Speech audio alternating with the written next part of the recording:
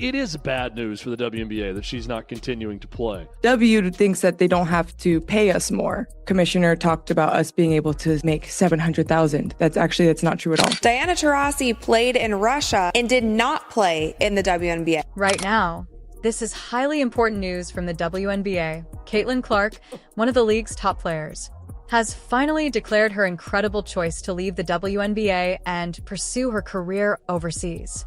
All of the sellouts, Caitlyn asked the WNBA if they would pay spot bonuses to the away team. Nobody expected her to take this action, but when we look at what influenced her decision, it actually starts to make a great deal of sense. Our biggest star in the league, Caitlyn Clark, is only making a base salary of around $76,000. In today's discussion, we're going deeper into Caitlyn Clark's choice to depart and join the European League. Video, considering her pitiful salary, which is nothing compared to that of NBA players. NBA players make millions and millions of dollars. Victor Wembanyama, rookie salary, which was around $55 million for 4 years. And then you look at Caitlyn Clark's $338,000 salary that she signed for 4 years. It's around 162 times more that Victor made than Caitlyn. We're talking about anything from the ongoing issues with the league's handling of her, such as racial prejudice, unfair refereeing, among other things. Caitlyn Clark was the solution for so many things, but so many players, coaches are also painting her out to be the problem. There was all of this just nonsense about things that Caitlyn was doing wrong when, in my personal opinion, she was doing nothing but going out there and playing great basketball every night and ignoring the hate that was coming to her from all sides. She was getting all of that, yet all of these eyeballs were coming to the league because of her. We'll also talk about how Caitlyn's presence has been the main driver of the WNBA's recent excitement, even if she still doesn't get the assistance she deserves. Caitlyn Clark came in and made such an impact on how many people started to care about the WNBA. This was the highest viewed season in the history of the league. To show you how ridiculous the situation is, we'll compare incomes and break down the numbers. Hang on tight, because a serious situation is likely to arise. Let's begin by discussing Caitlyn Clark's primary motivation for leaving the pay disparity in the WNBA. Foreign player Gabby Williams warned the WNBA, if you want to keep international players, you need to do better. W thinks that they don't have to pay us more in order for us to be here. And I think I didn't express that when I first talked about prioritization. You know, our commissioner talked about us being able to make $700,000. That's not true at all. There's not one player who makes that. We were promised, team marketing agreements and league marketing agreements, but they've fallen quite short. So it's still not enough for us international players to want to stay here. And that's a choice of the players. If I make a choice to make more money and whatever, and then teams are mad that I don't come back, but that's how it is. So yes, it just, the WNBA, if you want us to be here, you have to pay us more. It's business. It's how it works. And that's all that. From the sounds of this interview, it seems like she's probably going to make more money overseas in EuroLeague than she did during this WNBA season. It's common knowledge that WNBA players make significantly less money than their NBA counterparts. NBA players make millions of dollars, but the average compensation for WNBA players is a pitiful $100 each season, even with Caitlyn's degree of expertise. And the attention she has received from the league, her salary doesn't match that. Diana Taurasi played in Russia and did not play in the WNBA. Russia paid Diana Taurasi $1.5 million salary to play in Russia. The WNBA, the highest salary in the league, was $107,000. So obviously that's a huge jump. We're talking about sold out because Caitlyn's presence has changed the WNBA's game. Even more unpleasant are arenas, thousands of new admirers, and a rise in viewing.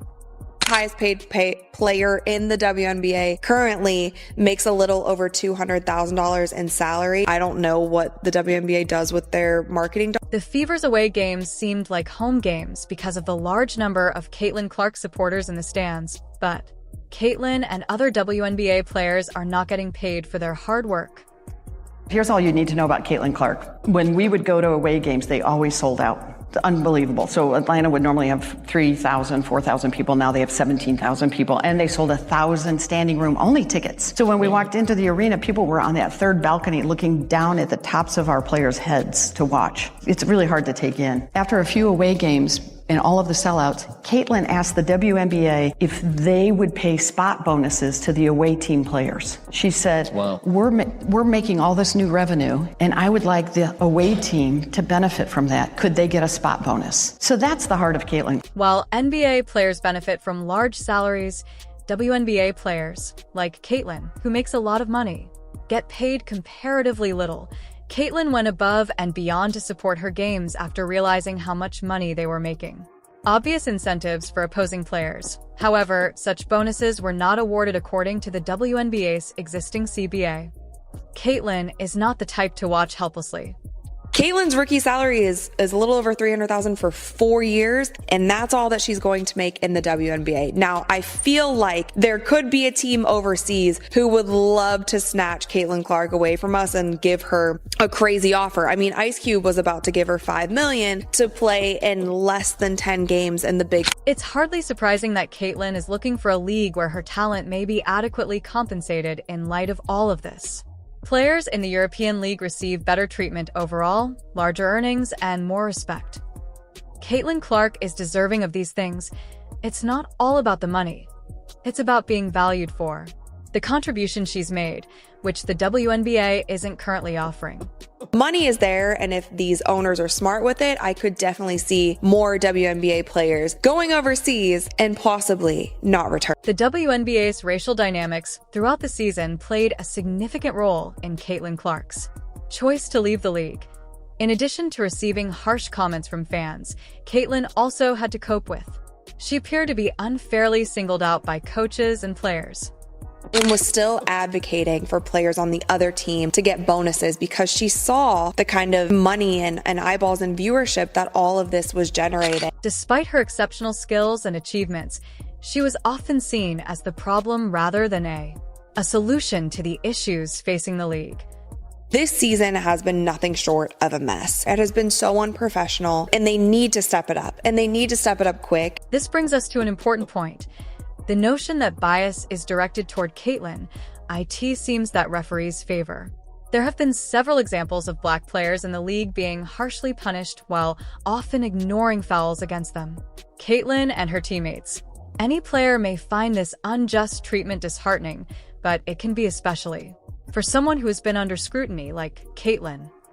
NBA in 2022 made around $10 billion in revenue. That is about 166 times the amount of money that the WNBA made. It seemed as though the system was biased against her when she performed her talent the next evening, which made her feel even more frustrated and alone.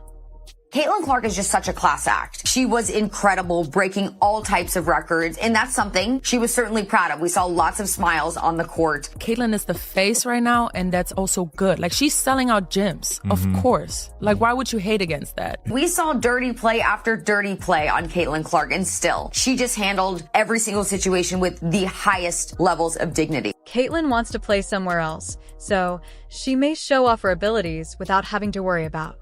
If she believed she was being unfairly singled out, the bias influencing her performance would only intensify. And that her gameplay was being impacted by refereeing biases.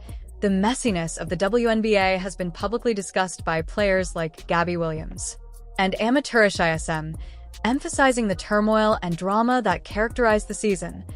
WNBA players and their pretend friends in the mainstream media, they have done everything they can to diminish the impact of Caitlyn Clark. They tried to convince us that there are other players in the dump capable of drawing an audience. They tried to convince us that other players deserve the spotlight. Caitlyn's decision to play in the European League allows her to escape this stressful atmosphere in Europe, discover more equitable conditions, and focus on her skills without having to always prove herself in the face of alleged biases. Owner of the Atlanta Dreamer said, "This is our league." All those people who have been saying, "This is our league," they can't sell out playoff games. I don't think the WNBA is ready for this type of attention that she's bringing. Racism. Everybody's talking about enough with the racist BS. She's nasty. She knows how to ball. Everybody else is jealous. They're pissed off because you're getting this, like, it's ridiculous. And we're never going to advance as a species, and we're never, if he keeps having that type of attitude. It's ridiculous. It's like, what? Everything has to go back to race. Everything has to keep going back to race. She's really good. Let it be that. and the other players should shut the hell up. Like, nobody was talking about your league. Nobody cared about the WNBA until that girl, Caitlyn Clark, I don't care what color she is. She's ridiculous. She's nasty. And now people are watching and you guys are talking shit about her. She should leave. She should have got those other contracts. Where does she have a contract to go somewhere else? Big three. She should have gone to the big three. To hell with the WNBA. They're nothing. They're no. Playing in a league that acknowledges her skills without the additional difficulties may be quite tempting. Of racial dynamics. Sadly, Caitlyn Clark doesn't have DES in the WNBA right now. The chance to play in a setting that fosters her growth as a player, which she is entitled to. A league with players that feel like they should be getting the attention. Now they have center stage, but the ratings are going to go down. Are they going to be pointing fingers and blaming Indiana Fever fans and Caitlyn Clark fans whenever the ratings don't stay the same? Despite Caitlyn Clark's exceptional talent and the audience she draws, there is a significant salary gap. One of the most evident reasons she decided to switch from the WNBA to the European League was the league. The stark reality that WNBA pay are far lower than what she could earn working overseas has been a challenge for Caitlyn. Hey, look at the numbers everywhere else across women's basketball. It's not just Caitlyn Clark, it's all of us. And then the moment the ratings tank, they're going to come back and say, see, we were right all along. It's all the racists that follow Caitlyn Clark that were watching the product, and now they're gone, and we're back with our diehards. It is bad news for the WNBA that she's not continuing to play. Let's examine the figures. Players in the WNBA usually earn between $120,000 and $300,000 a season, with elite athletes making between $200,000 and $300,000. On the other hand, athletes in European leagues get considerably greater pay. Top European players, for instance, can earn up to $1 million a season. According to some sources, some stars may be able to fetch even higher prices depending on how well they perform, as well as marketability. Caitlyn and many others find it challenging to rationalize staying because of this strong financial incentive in a league where their contributions are underappreciated. Most points by a point guard in a season in WNBA history. Most double-doubles by a rookie guard in WNBA history. Most points by a rookie in WNBA history. Most assists by a rookie in the history of the WNBA. First WNBA rookie to record 2 triple-doubles. First triple-double by a rookie in WNBA history. First triple-double in Fever history. The first player to be named WNBA Player of the Month and Rookie of the Month in the same month. First player in WNBA history with 20 or more points, 15 or more assists, and 5 or more rebounds in a game. She won Rookie of the Month 4 times. Eastern Conference Player of the Week 3 times, single season rookie record for assists, single season rookie record for 3-pointers, single game record for assists, 19, franchise record for most double-doubles, 3-pointers, career 10 or more assists in a game, franchise record for most career 10 or more assists in a game. Fastest WNBA player to reach 100 3-pointers. She did it in 34 games, most assists by a rookie in a WNBA All-Star game for which she received the most fan votes ever, 700,000 of those. Fastest player to reach 350 points and 150 assists to start a season regardless of years in the league. People will say, pay more attention to the other folks. Like, she couldn't do it herself. You know, LeBron has teammates, Jordan had teammates. I understand. Additionally, Caitlyn's performances have contributed significantly to the WNBA's unprecedented rise in viewership, as seen by the statistics of how many people saw my video. Caitlyn Clark has been the best thing, the most dominant thing to happen to the WNBA ever. Remember, there's been good players come out of college, but nobody really cared. We'd seen it. Nobody really cared. Allison Barber, the president of the Indiana Fever, stated, Athens were crowded, selling out tickets, and even spaces in the standing room only for Caitlyn's away games.